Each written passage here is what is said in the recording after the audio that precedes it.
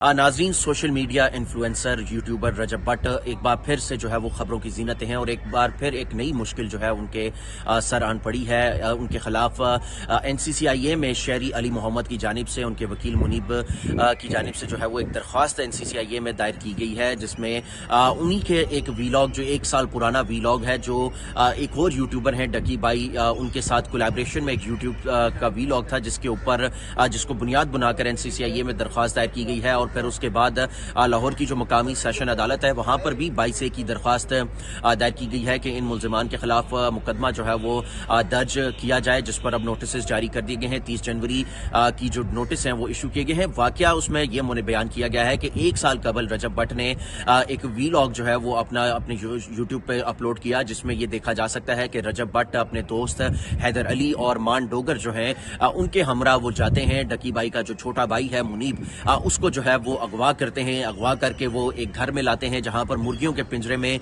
जो है वो बंद करते हैं। फिर उसके बाद डकी भाई जो है वो भी जो है वो अपने दोस्त के हमरा रजब भट्ट के उस घर में जाते हैं। वहां से लड़ झगड़ के अपने भाई को जो है वो बाजियाब करवाते हैं।